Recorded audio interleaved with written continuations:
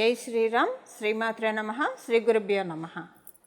2024 సంవత్సరం ఆగస్టు మాసంలో ద్వాదశ రాశుల వాళ్ళకి, అలాగే ద్వాదశ లగ్నాల వాళ్ళకి ఈ మాసం యొక్క రాశి ఫలితాలు. ఈ మాసంలో గోచార గ్రహస్థితిలో యొక్క రాశి ఏ రాశుల్లో వాళ్ళు గతులై ఉన్నారు, ఈ విషయాన్ని మనం ప్రథమంగా తెలుసుకుందాము. వృషభ రాశిలో గురుదేవుడు అలాగే మంగళ్ వీళ్ళిద్దరూ సంచారం చేస్తూ ఉన్నారు. 26వ తారీఖు వరకు కూడా ప్లానెట్ మంగళ్, గ్రహదేవత మంగళ్ వృషభ రాశిలోనే సంచారం ఉంటుంది. 27వ తారీఖు నుంచి ఆయన వృషభ రాశి నుంచి మిథున రాశిలోకి వెళ్తున్నారు. గురుమంగళ యోగానికి 27వ తారీఖు ఆగస్టు 27వ తారీఖున బ్రేక్ పడిపోతుంది. కర్కాటక రాశిలో సూర్యనారాయణమూర్తి సంచారము. కర్కాటక రాశిలో ఆయన 16వ తారీఖు వరకు ఆయన సంచారం చేస్తారు. 17వ తారీఖు నుంచి కర్కాటకంలో ఉన్న సూర్యనారాయణమూర్తి సింహరాశిలోకి అడిగడిపోతూ ఉన్నాడు. సింహరాశిలో శుక్ర బుధులు ఇద్దరు సంచారం జరుగుతోంది.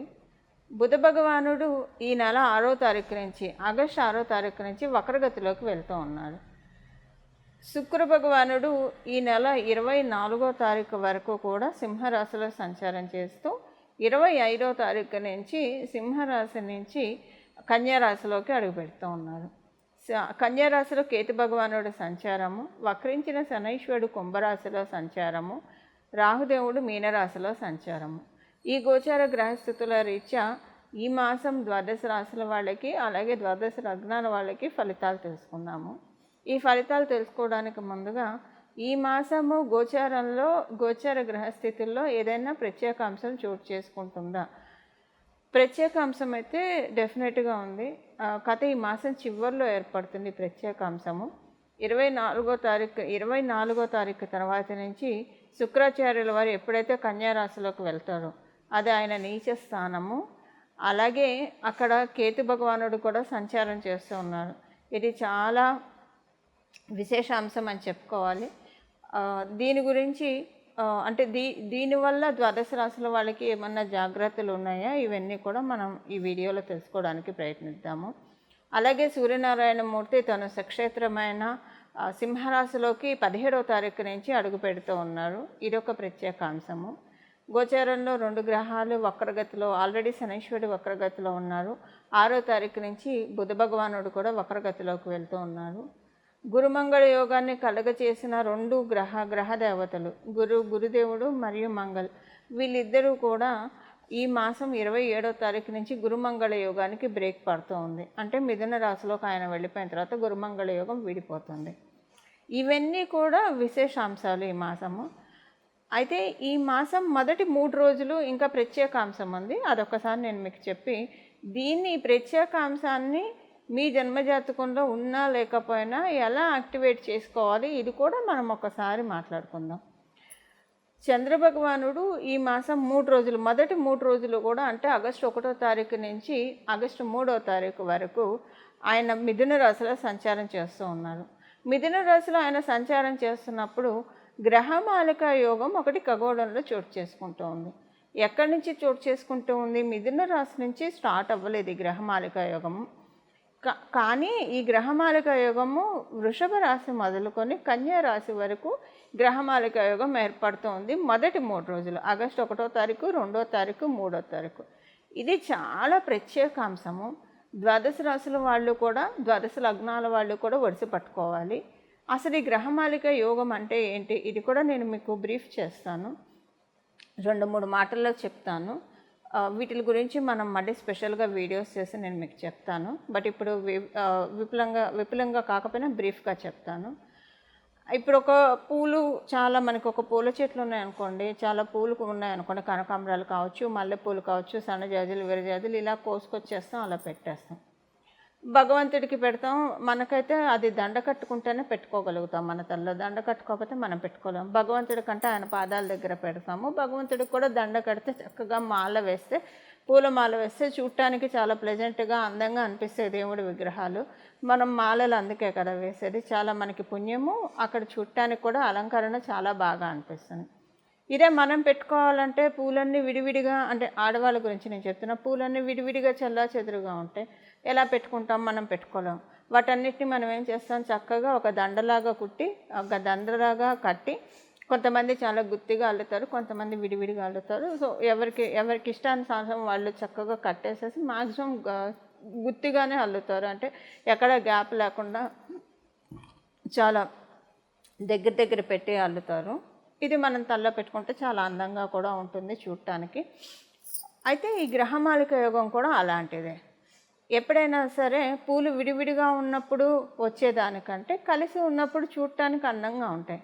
అలాగే గ్రహ సంపత్తి, ఈ గ్రహమాలిక యోగం అంటే ఇప్పుడు వృషభ రాశిలో, మిథున రాశి, కర్కాటక రాశి, సింహరాశి మరియు కన్యా రాశి, ఈ 5 రాశుల్లో కూడా గ్రహమాలిక యోగం ఏర్పడింది. ఈ 5 రాశుల్లో గ్రహాలన్నీ చక్కగా అలైన్ అయ్యి ఉన్నాయి అన్నమాట. ఇది ఇంకొక మీకు అర్థం చెప్పాలంటే, ఏదైనా ఒక ఫంక్షన్ ఆర్గనైజ్ చేస్తూ ఉన్నాం అనుకోండి. ఇప్పుడు ఫంక్షన్ ఆర్గనైజ్ చేసే హెడ్ ఆయన మొత్తం ఆయన కావచ్చు, ఆమె కావచ్చు, అన్ని వ్యవహారాలు వాళ్ళే చూసుకోలేరు. గ్రౌండ్ లెవెల్లో ప్రతి వ్యవహారం వాళ్ళే చూసుకోలేరు. లేదా ఒక కంపెనీ సీఈఓ కావచ్చు, ప్రతి వ్యవహారం వాళ్ళే చూసుకోలేరు. వాళ్ళు ఇంకొకళ్ళకి అసైన్ చేస్తారు, ఆ ఇంకోళ్ళు ఇంకొకళ్ళకి అసైన్ చేస్తారు, ఆ ఇంకోళ్ళు ఇంకొకళ్ళకి. ఇలాగ ఒక చైన్ సిస్టమ్ అనేది ఉంటుంది కదా. ఈ చైన్ సిస్టము ఎప్పుడు బ్రేక్ అవ్వకుండా నీట్గా వెళ్తే కనుక ఆ కంపెనీ చాలా బాగా డెవలప్ అవుతుంది. మనం కంపెనీ పరంగా మాట్లాడుకుంటే, ఒక ఫంక్షన్ పరంగా, ఒక శుభకార్య పరంగా మనం మాట్లాడుకుంటే, ఇలా కరెక్ట్గా అందరూ కూడా ఒక మాట మీద చేసుకుంటూ వెళ్తే కనుక ఆ శుభకార్యం కూడా సూపర్ సక్సెస్ అవుతుంది కదా. అలాంటిదే ఈ గ్రహమాలిక యోగం. అంటే అంతా కూడా గ్రహాలన్నీ చక్కగా ఈ వృషభ రాశి నుంచి ఒక 5 రాశుల్లో చక్కగా ఉంది. 5 రాశుల్లో ఉండడం వల్ల ఇది గ్రహమాలిక యోగం ఎవరి జన్మ జాతకంలో అయినా మీకు ఆల్రెడీ ఉంటే, ఇప్పుడున్న ఈ గ్రహమాలిక యోగం ఇంకా మంచి ఇంపాక్ట్ ఇస్తుంది. ఒకవేళ మీ జన్మజాతకంలో గ్రహమాలిక యోగం లేదనుకోండి, ఇప్పుడు అసలు ఏం చేస్తే ఈ గ్రహమాలిక యోగం మీకు అద్భుతంగా యోగిస్తుందో అది మనం తెలుసుకుందాము. అలాగే అసలు మీ జన్మజాతకంలో అసలు ఉందో లేదో మాకు తెలియదు అనుకున్నా కూడా బెంగలేదు. ఏం చేసుకుంటే ఈ గ్రహమాలిక యోగం యొక్క చక్కటి ఫలితాన్ని మీరు తీసుకోవచ్చు, మనం ఇప్పుడు తెలుసుకుందాము. తర్వాత మనం లాస్ట్లో కూడా రెమెడీ తెలుసుకుందాం. బట్ ఇప్పుడు నేను క్లుప్తంగా ఇది 3 రోజులకే వస్తుంది కాబట్టి, ఆగస్టు 1 నుంచి 3వ తారీఖు వరకే ఇది ఉంది. చంద్ర భగవానుడు వల్ల ఏర్పడుతూ ఉంది కాబట్టి, దేనికి ఈ 3 రోజులు ఏం చేయాలో నేను ఒకసారి మీకు చెప్తాను. ఆగస్టు 1వ తారీఖు నుంచి, అంటే మీరు జూలై 31వ తారీఖు నుంచి కూడా ఇది స్టార్ట్ చేయొచ్చండి. జూలై 31వ తారీఖు నుంచి ఆగస్టు 4వ తారీఖు వరకు, అంటే ఒక రోజు ముందు, ఒక రోజు తర్వాత, గ్రహమాలిక ఎండ్ అయిన తర్వాత ఒక రోజు తర్వాత, ఈ 4 రోజులు కూడా మీరు గంగా అమ్మవారి నామస్మరణం చేయాలి. ఈ గంగా అమ్మవారి నామస్మరణం ఎలా చేయాలి? మీరు గంగా గంగా గంగా అని అనుకుంటారా? లేదా గంగా అమ్మవారి ఆవిర్భావ ఘట్టం వింటారా? లేదా ఇప్పుడు నేను ఒక శ్లోకం చెప్తాను, ఈ శ్లోకాన్ని మీరు స్మరించినా సరే ఈ 4 రోజులు, అంటే జూలై 31వ తారీఖు నుంచి ఆగస్టు 4వ తారీఖు వరకు కూడా ఇప్పుడు నేను చెప్పబోయే శ్లోకాన్ని మీరు మనసులో తలుచుకుంటూ ఉంటే కనుక ఆ యోగం మీకు, ఆ గ్రహమాలిక యోగం మీకు చాలా చక్కటి సత్ఫలితాన్ని ఇస్తుంది. అయితే గంగా అమ్మవారి గురించి అంటే గంగా మనకి తెలుసు, వారణాసి, హరిద్వార్ మొదలుకొని గంగమ్మవారు ప్రవహిస్తూ ఉంటుంది. గంగని తలుచుకుంటేనే మనకున్న జీవన్ముక్తులం అవుతాం. మనకున్న కర్మ ప్రక్షాళన జరుగుతుంది. అందుకే మనం గంగా నదిలో స్నానం చేస్తాం. ఏదైనా పుణ్య తీర్థాల్లో స్నానం చేస్తాం, పవిత్ర జలాన్ని తెచ్చి మన ఇంట్లో పెట్టుకుంటాం. ఇంట్లో ఏదైనా మనకి అశౌచం అనిపిస్తే వెంటనే పుణ్యవచనం చేస్తాం. పుణ్యవచనం చేస్తే ఏం చేస్తారు? ఉదక శాంతి చేయిస్తారు. లేదంటే ఆ నీళ్ళు ఇల్లంతా కూడా చల్లితే పవిత్రీకరింపబడుతుంది. నీళ్ళల్లో చాలా ఎనర్జీ ఉంటుంది. అయితే ఇప్పుడు దీనివల్ల బెనిఫిట్ ఏంటో నేను మీకు చెప్తాను, ఇది తలుచుకోవడం వల్ల. ఫస్ట్ ఎందుకంటే మనకి ఏం ఫలితం వస్తుందో, ఏం చేస్తే ఏం ఫలితం వస్తుందో తెలుసుకొని చేస్తే ఇంకా బాగా ఎక్కువగా చేస్తాం. కాబట్టి ఈ ఫలితం ఏంటంటే మీకు మనశ్శాంతి చాలా బాగా ఉంటుందండి. ఈ మాసం అంతా మనశ్శాంతి చాలా బాగా ఉంటుంది. ఒకటి, మైండ్ అంతా చాలా ప్లెజెంట్గా ఉంటుంది. ఏం పనులు చేస్తే మీ గ్రోత్కి, మీ అభివృద్ధికి ఉపయోగపడతాయో ఆ పనులన్నీ కూడా మీరు చక్కగా చేయగలుగుతారు. ఇవన్నీ మీకు గంగా అమ్మవారి నామస్మరణతో జరుగుతుంది. మీరు గంగా గంగా గంగా అనుకున్నా పర్వాలేదు, లేదా ఇప్పుడు నేను చెప్పబోయే శ్లోకం మీరు చదువుకోగలిగితే కనుక ఇప్పుడు నేను చెప్పిన రోజుల్లో జూలై 31వ తారీఖు నుంచి 4వ తారీఖు వరకు ఆగస్టు ఇంకా చాలా బాగా ఉంటుంది. ఇప్పుడు నేను ఆ శ్లోకం చెప్తాను. ఇప్పుడు నేను ఆ శ్లోకాన్ని మీకు చెప్తాను. గంగామ్మవారికి సంబంధించిన పవిత్రమైన ఈ శ్లోకం పరమ పుణ్యప్రదమైన ఈ శ్లోకాన్ని మీరందరూ కూడా ఇప్పుడు నేను చెప్పిన ఈ రోజుల్లో స్మరించుకోవడానికి ప్రయత్నించండి. దీనివల్ల గంగామ్మవారి పరిపూర్తి ఆశీస్సులు మీ జన్మజాతకంలో గ్రహమాలిక యోగం ఉన్నా లేకపోయినా అన్నీ కూడా పనులన్నీ కూడా అలైన్ అవుతాయండి. చక్కగా మనకు అన్నీ కూడా అలైన్ అయ్యి అన్నీ కూడా వరుస క్రమంలో మన జీవితంలో జరగాల్సిన పనులన్నీ జరుగుతాయి. ఇప్పుడు ఆ శ్లోకం నేను ఒకసారి మీకు చెప్తాను. విష్ణు పాదోద్భవే దేవి గంగే త్రిపదగామిని జటాజూట గతే శంభో భాగీరథి నమోస్తుతే. విష్ణు పాదోద్భవే దేవి గంగే త్రిపదగామిని జటాజూట గతే శంభో భాగీరథి నమోస్తుతే. విష్ణు పాదోద్భవే దేవి గంగే త్రిపదగామిని జటాజూట గతే శంభో భాగీరథి నమోస్తుతే. ఇప్పుడు నేను చెప్పిన ఈ శ్లోకాన్ని నేను డిస్క్రిప్షన్లో కూడా మెన్షన్ చేయిస్తాను, మీ అందరికీ కన్ఫ్యూజన్ లేకుండా ఉండడానికి. ప్రతిరోజు కూడా ఈ శ్లోకాన్ని మీరు మనసులో స్మరించుకోవడానికి ప్రయత్నించండి. చక్కటి శుభ ఫలితాలను పొందండి. గంగమ్మ వారి నామాన్ని తలుచుకున్నంత మాత్రానే మన హృదయం అంతా కూడా ఆనందంతో నిండిపోతుంది. హృదయంలో ప్రశాంతత వస్తుంది, మన మనసులో చాలా ప్రశాంతత వస్తుంది. ప్రశాంతత వస్తే మనకి ఇంకా కావాల్సింది ఏమని చెప్పండి. ఈ ప్రశాంతతని, చక్కటి మానసిక ప్రశాంతతని, పరిస్థితులన్నీ అనుకూలమయ్యే విధంగా గంగామ్మవారు మనందరినీ అనుగ్రహిస్తుంది. ఈ శ్లోకాన్ని చదువుకోవడానికి ప్రయత్నించండి నేను చెప్పిన ఈ రోజుల్లో. వృశ్చిక రాశి. వృశ్చిక రాశిలో పుట్టిన వాళ్ళకి ఈ మాసం 24వ తారీఖు 25వ తారీఖు నుంచి ఆర్థిక విషయాల్లో జాగ్రత్తగా ఉండండి. ప్రత్యేకించి ఆన్లైన్ మోసాలు జరిగే అవకాశం ఉంది మీకు. ఆన్లైన్లో ఏమన్నా పేమెంట్ చేస్తూ ఉంటే కనుక కాస్త జాగ్రత్తగా మీరు ఆచితూచి అడుగులు వేయాలి. ఈ నెల 27వ తారీఖు నుంచి కూడా మీకు కమ్యూనికేషన్స్ విషయంలో మీకు ప్రాబ్లమ్స్ వచ్చే అవకాశం ఉంది. సో మీరు ఒక మెయిల్ పెట్టినా, ఎవరితో అన్నా ఫోన్లో కమ్యూనికేట్ చేసినా, లేదా మీరు పబ్లిక్ ప్లాట్ఫామ్లో ఉన్నా కూడా మీరు చేసే కార్యక్రమాల మీద డెఫినెట్గా 1-2 సార్లు చూసుకొని మీరు ముందడుగు వేయండి. ఒకసారి చెక్ లిస్ట్ పెట్టుకొని మొత్తం చూసుకోండి. అంత పర్ఫెక్ట్గా ఉందంటేనే దాన్ని పోస్ట్ చేయడమో లేదా పబ్లిష్ చేయడమో చేయండి. లేకపోతే కనుక డెఫినెట్గా మీకు అది చాలా ప్రాబ్లమ్స్ని క్రియేట్ చేస్తుంది. ఈ విషయంలో వృశ్చిక రాశి, వృశ్చిక లగ్నంలో పుట్టిన వాళ్ళందరూ కూడా చాలా జాగ్రత్తగా ఉండాలి. అన్ఎక్స్క్యూజబుల్ ప్రాబ్లం అవుతుంది. అంటే ప్రాబ్లమ్స్ ఏదైనా హ్యూమన్ ఎర్రర్స్ కామను, కాకపోతే సమ్టైమ్స్ అది అన్ఎక్స్క్యూజబుల్ అవ్వకూడదు. సో ఈ టైంలో జరిగేది మీకు అన్ఎక్స్క్యూజబుల్ అవుతుంది, దానివల్ల మీకు ప్రాబ్లం వస్తుంది. కాబట్టి ఈ విషయంలో కొంచెం జాగ్రత్తగా ఉండాలి. ఇంకా ఉద్యోగస్తులకి అనుకూలంగానే ఉంది. ఉద్యోగస్తులకి అనుకూలంగా ఉన్నా కూడా ఈ మాసం 17వ తారీఖు నుంచి మీకు ఏమీ అర్థం కాదు. 6వ తారీఖు నుంచే ప్రారంభమవుతుంది. అంతా బాగానే ఉన్నట్టుంటుంది, కానీ ఏంటో కొంచెం తెలియని ఇన్సెక్యూరిటీ లోపల ఉంటుంది. ఇది ఎందుకు వస్తుందంటే మేబీ మీ పై అధికారులు మీతో బాగానే ఉండొచ్చు. మీ చుట్టూ ఉన్న వాళ్ళు మీకు చెప్పే విషయాలు ఎలా ఉంటాయంటే అధిక మేనేజ్మెంట్కి సరైన ఇంప్రెషన్ లేదు మీ మీద.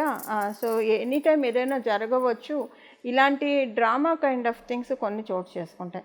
దీనివల్ల మీకు ఏది నమ్మాలో మీకు అర్థం కాదు. ఒక చిన్న కన్ఫ్యూజన్ స్టేట్లోకి వెళ్తారు. 6వ తారీఖు నుంచి అది స్లైట్గా స్టార్ట్ అవుతుంది. 17వ తారీఖు నుంచి అది కొంచెం ఎక్కువ బలపడుతుంది. కాకపోతే ఇక్కడ ఉన్న అదృష్టాంశం ఏంటంటే గురుబలం చాలా చక్కగా ఉంది వృశ్చిక రాశిలో పుట్టిన వాళ్ళకి, వృశ్చిక లగ్నంలో పుట్టిన వాళ్ళకి. అందువల్ల ఏంటంటే గురుబలం బాగా ఉండడం వల్ల ఏ ప్రాబ్లం వచ్చినా కూడా అది సెటరేట్ అవుతుంది. కానీ కమ్యూనికేషన్ విషయంలో అండ్ మీరు పబ్లిక్ ప్లాట్ఫామ్లో ఉంటే అవి పోస్ట్ చేసే విషయంలో మటుకు ఇక్కడ ఎక్స్క్యూజ్ అయితే రాదండి. గురు భగవానుడు కూడా మిమ్మల్ని కాపాడలేడు ఈ విషయంలో.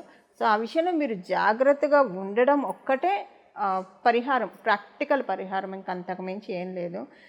Be careful when you speak with anybody, be careful when you communicate with somebody, be careful when you're sending email. ఇవన్నీ కూడా మీరు ఒక చెక్ పెట్టుకోవాలండి.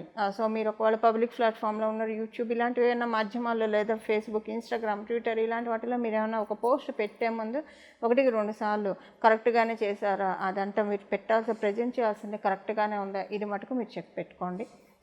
పెట్టుకుంటే అసలు వచ్చిన భంగే లేదు. You can forget about this problem అండి. ఆల్రెడీ మీరు చాలా ఇప్పుడు మీకు లగ్నంలో కనుక శనీశ్వరుడు ఉన్నాడు అనుకోండి మీ జన్మజాతకంలో. సో అలాంటి వాళ్ళు ఏంటంటే అసలు ఏ పని చేసినా చాలా బ్యాలెన్స్డ్గా చేస్తారు, ఆచితూచి తప్పించి ముందుకి నిర్ణయం అడుగు తీసుకోరు. సో ఆ కోవలోకి చెందిన వాళ్ళు మీరు ఉంటే అసలు మీరు భంగే పడక్కర్లేదు. బట్ అలా కాకుండా మీ అందరికీ వృశ్చిక రాశిలో శనీశ్వరుడు ఉండాలని ఉండదు కాబట్టి అలా లేకపోతే కనుక ఈ ప్రాబ్లం ఉంటుంది. ఈ విషయంలో కొంచెం జాగ్రత్తగా ఉండాలి. ఈ మాసం ద్వాదశ రాశుల వాళ్ళు చేసుకోవాల్సిన పరిహారం అయితే మొదట గంగామ్మవారికి సంబంధించిన శ్లోకాన్ని తెలుసుకున్నాం కదా, అది ఈ మాసం అంతా చేసుకోవచ్చు అంటే చక్కగా చేసుకోవచ్చు, ఎలాంటి ఇబ్బంది లేదు, చాలా మంచి ఫలితాలు ఉంటాయి. గంగామ్మవారిని ఎప్పుడు తలుచుకున్నా కూడా మనం చాలా బ్రహ్మగడిగిన పాదము గంగాజలము విష్ణుమూర్తి పాదాల్లోంచి అమ్మవారు ఉద్భవించారు. సో అందువల్ల విష్ణుమూర్తి పాదాలను కూడా ధ్యానించిన వాళ్ళం అవుతాము. అలాగ మనం శ్రీలక్ష్మి అమ్మవారి యొక్క కృపాకటాక్షాలను కూడా మనం పొందగలిగిన వాళ్ళం అవుతాము. అయితే దాంతోపాటు ఇప్పుడు మనం తెలుసుకోబోయే ఈ నామాన్ని కూడా జపించడం వల్ల ఇంకా మనకి ఒక చాలా చక్కటి సత్ఫలితాన్ని ఈ మాసం మొత్తం కూడా పొందగలుగుతాము. మొదట తెలుసుకున్న ఆ శ్లోకాన్ని, ఈ నామాన్ని, ఈ రెండింటిని కూడా జపించడానికి ప్రయత్నించండి. చాలా చక్కటి శుభ ఫలితాలు అందుతాయి. చూశారు కదండి మీ రాశి యొక్క రాశి ఫలితాలు. ఇప్పుడు ఏ పరిహారం చేసుకోవాలో ఒక్కసారి మనం చూద్దాము. ఈ మాసం యొక్క విశేషాంశాలు చాలా ఉన్నాయి. అయితే ఈ మాసము మనకి ఆగస్టు నెల అంతా బాగుండాలంటే శ్రీలక్ష్మి అమ్మవారి ఆరాధన మనం ఎలానో చేస్తాము. శ్రీలక్ష్మి అమ్మవారి ఆరాధన ఈ నామంతో, ఇప్పుడు నేను చెప్పబోయే నామంతో ఈ ఆగస్టు మొత్తం కూడా ఈ నామస్మరణ మనసులో చేసుకుంటూ ఉంటే కనుక చాలా చక్కటి శుభ ఫలితాలు వస్తాయి. ఆ నామం ఏంటో ఇప్పుడు నేను మీకు చెప్తాను. శ్రీం భార్గవ్య నమః, శ్రీం భార్గవ్య నమః, శ్రీం భార్గవ్య నమః. ఈ నామాన్ని ఈ మాసం అంతా కూడా తలుచుకోవడానికి ప్రయత్నించండి. మనసులో నామజపానికి ఎలాంటి తప్పు లేదు. మనసులో మీరు అంటే ఉదయాన్నే లేచి స్నానం చేసిన వెంటనే ఇప్పుడు నేను చెప్పిన నామాన్ని ఒక 108 సార్లు లేదా 21 సార్లు అనుకొని, తర్వాత మీరు ఏ పనిలో ఉన్నా సరే బీజాక్షరం తీసేసి భార్గవ్య నమః, భార్గవ్య నమః, భార్గవ్య నమః అని అనుకుంటే కనుక చాలా మంచి ఫలితాలు వస్తాయి. ఈ నెల ఎండింగ్లో మంగళుడు మిథున రాశిలోకి వస్తున్నాడు. మిథున రాశిలోకి వస్తున్నారు. ఆయన మిథున రాశిలోకి వచ్చి మనకి చాలా బ్లెస్సింగ్స్ ఇస్తారు. ఆ బ్లెస్సింగ్స్ మనం యాక్టివేట్ చేసుకోవడానికి భార్గవ్యే నమః అనే ఈ నామాన్ని పట్టుకోవడం చాలా ఇంపార్టెంట్. సో ఈ నామాన్ని ఈ నెలంతా ఉపాసిద్దాము. చక్కటి సత్ఫలితాన్ని మనం శీఘ్రంగా పొందుదాము. మంగళం. నమో భగవతే వాసుదేవాయ.